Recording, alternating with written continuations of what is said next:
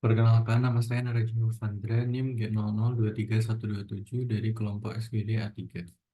Kali ini saya akan membahas mengenai beberapa topik untuk memenuhi tugas laporan praktikum blok 2.1 ini. Yang pertama adalah terkait dengan ereksi dan ejakulasi. Untuk mekanisme ereksi dan ejakulasi, pertama-tama kita akan membahas mengenai ereksi terlebih dahulu. Mekanisme ereksi ini diawali dengan stimulus yang dapat didapatkan dari beberapa hal. Yang pertama, rangsangan pada kulit penis, terutama di glans penisnya. Kemudian saat vesika urinaria penuh, kemudian saat ductus deferens penuh, dan juga dapat disebabkan oleh rangsangan pembauan, pengecapan, dan penglihatan. Kemudian stimulus ini akan dilanjutkan atau diterima oleh reseptor aferen, yaitu nervus dorsalis penis, oleh nervus dorsalis penis, yang kemudian stimulusnya ini akan diteruskan ke otak dan diproses lebih tepatnya di hipotalamus dan hipokampus. Kemudian stimulus ini dibawa ke efektor melalui serabut parasimpatis segmen sakral 2 sampai 4 atau NEL-CLMS segmen sakral 2 sampai sakral 4. Ini dapat bisa dilihat di sini. Nah, efektor ini bersifat parasimpatis, berarti ereksi menggunakan sistem saraf parasimpatis. Kemudian selanjutnya adalah dilanjutkan ke saraf eferen, yaitu oleh nervi erigentes,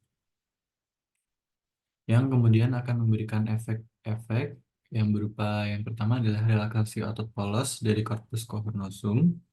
Ini adalah corpus cavernosumnya. Nantinya akan terjadi relaksasi otot polos pada bagian ini.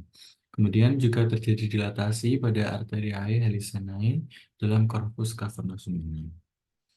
Kemudian karena dilatasi ini, darah akan mengisi corpus cavernae, kemudian menyebabkan tunica albuginea menjadi meregang dan vena-venanya tersepit. Nah, karena venanya terjepit, aliran darah yang akan keluar dari jaringan erektil di penis menjadi terhambat, sehingga tekanan internalnya meningkat. Nah, jika hal ini dipertahankan dalam waktu yang berterus-terusan, nanti akan terjadi ereksi, yaitu di mana di mana penis akan panjang dan diameternya akan bertambah. Nah, itu dia adalah mekanisme dari ereksi. Kemudian ke yang selanjutnya adalah mekanisme dari ejakulasi. Jika ereksi menggunakan sistem saraf parasimpatis, ejakulasi menggunakan saraf simpatis. Ejakulasi ini ada dua tahap, yaitu yang pertama tahap emisi, yang dimana terjadi transmisi cairan semen ke uretra, dan yang kedua adalah keluarnya cairan semen melalui OUE. Nah, untuk mekanismenya sendiri, yang pertama sama seperti ereksi, membutuhkan sebuah rangsangan, bisa didapatkan dari sentuhan kulit atau glans penis, juga dapat didapatkan oleh saat ductus deferens penuh. Kemudian menuju ke serabut aferen yang diinervasi oleh nervus pudendus, kemudian ke SSP, yaitu ke hipotalamus dan hipokampus di otak, kemudian melanjutkan melalui NEL-CLMS segmen lumbalis 1-3, yang di sini baru terjadi efek emisi, yaitu efek emisi seperti tadi yang telah disebutkan, yaitu sebuah proses transmisi cairan semen ke uretra.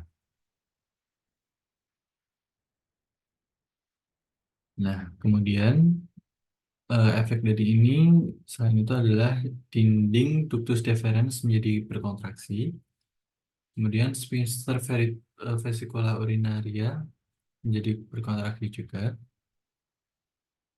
dan otot kelenjar vesikalis dan pulpo-uretralis juga akan mengalami kontraksi yang dimana hal ini menyebabkan dorongan mekanis untuk mengeluarkan semen. Dan yang terakhir adalah kontraksi dari arteriae Helicenae yang menyebabkan darah dapat mengalir kembali ke venula.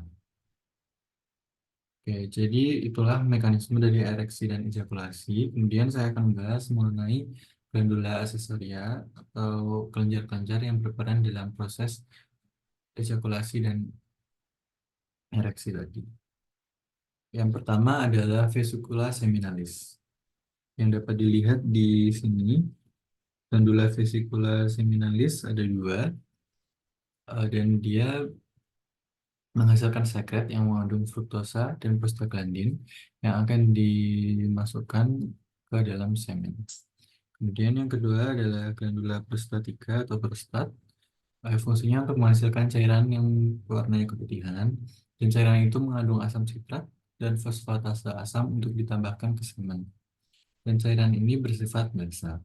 Dan kemudian glandula terakhir adalah glandula bulbouretralis yang berfungsi untuk menghasilkan mukus untuk pelumas sebelum koitus. Ya, jadi topik pertama cukup sampai di situ. Kita lanjut ke topik selanjutnya yang membahas mengenai proses fertilisasi hingga implantasi embrio. Proses fertilisasi diawali dengan sel telur yang dilepaskan saat folikelnya telah robek. Kemudian sel telur tadi menuju ke tuba Fallopi menggunakan sel Imbriae. Kemudian jika terjadi kopulasi, kemudian sperma masuk ke dalam vagina, sperma yang ada di vagina mengalami kapasitasi sehingga sperma berenang dengan cepat untuk melakukan fertilisasi.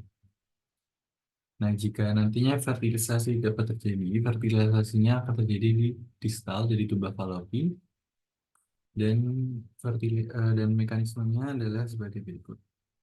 Yang pertama, sperma akan menembus sel telur.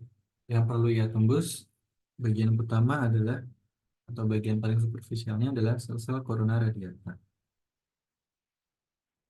Ya, setelah itu juga harus menembus lapisan ini yang disebut dengan zona pellucida. Nah, sperma dapat menembus dua lapisan ini dengan cara sebuah reaksi, yaitu reaksi akrosomal, yaitu sperma mengeluarkan enzim dari bagian kepalanya.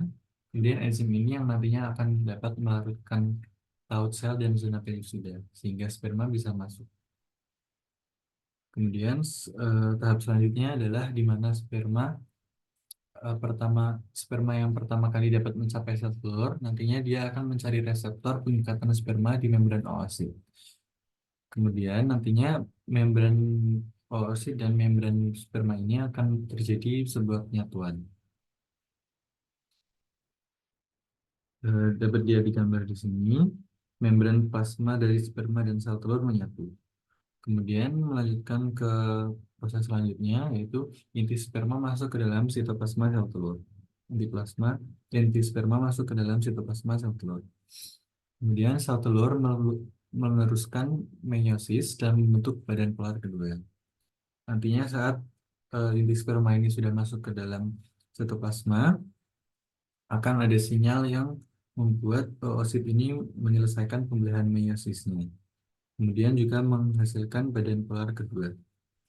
Kemudian tahap yang selanjutnya adalah inti sperma dan inti sel telur menyatu membentuk inti zigot.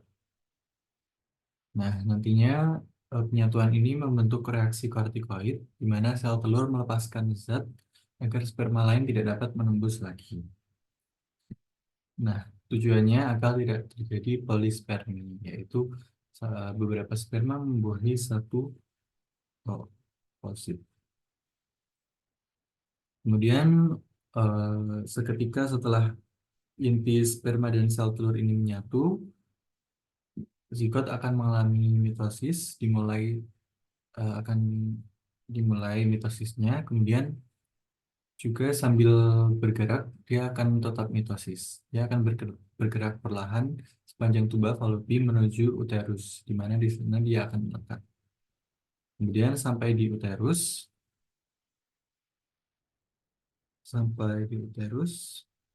eh, belum itu dapat dilihat pada gambar di sini di hari 1 terhadap setelah ovulasi terjadi hari 1 yaitu terjadinya fertilisasi. Kemudian di hari kedua sampai 4 yaitu pembelahan selnya itu, hingga hari keempat sampai kelima terbentuk blastokista yang telah mencapai oosterus. Blastokista ini adalah sebuah kumpulan sel kurang lebih 100 sel yang berbentuk bola berongga. Nah, nantinya setelah mencapai uterus ini, bagian luar dari blastogista ini akan menjadi korion yang membentuk plasenta, sedangkan bagian dalamnya akan menjadi embrio. Kemudian eh, di hari ketujuh barulah terjadi implantasi. Nah, nantinya blastogista ini akan menyekresi sebuah enzim yang dapat memungkinkan blastogista ini menembus endometrium. Kemudian endometrium akan tumbuh keluar menyeluruhi blastogista hingga blastogistanya ini terbungkus. Nah, itulah pembahasan mengenai fertilisasi hingga implantasi embrio. Kita lanjut ke topik selanjutnya adalah mengenai perjalanan urin dan proses berkembang. Untuk perjalanan urin dimulai dari organ Bren atau ginjal. Di ginjal ini akan mengalami proses penyaringan darah. Akan melewati 3 proses, yaitu pertama proses filtrasi, kemudian reabsorpsi karena masih ada zat-zat yang diperlukan oleh tubuh namun lolos dalam penyaringan di filtrasi tadi, dan dilanjutkan ke proses terakhir di ginjal yaitu augmentasi. Setelah itu akan dari ginjal akan ke organ selanjutnya yaitu ke ureter. Ureter merupakan pipa muskularis yang fungsinya sendiri untuk mengangkut urin dari ginjal melalui ureter ke vesika urinaria. Nah, di ureter ini ada sebuah penyebutan. Yang pertama adalah saat ureter melalui polus renalis inferior. Di sini penyebutannya. Kemudian penyebutan kedua adalah ketika terjadi ketika ureter berjalan di belakang fasa testikularia pada laki-laki atau fasa ovarika pada perempuan. Dan yang ketiga, penyebutan ketiga adalah saat terjadi persilangan dengan fasa iaka eksterna, dan penyebutan terakhir adalah saat ureter menembus dinding vesika urinaria. Setelah melalui ureter, urin berlanjut menuju ke vesika urinaria. Kita lihat di gambar ini, yang dimana merupakan kantong muskulomembranosa yang berfungsi untuk menampung urin. Vesika urinaria dapat menampung hingga 0,5 liter urin.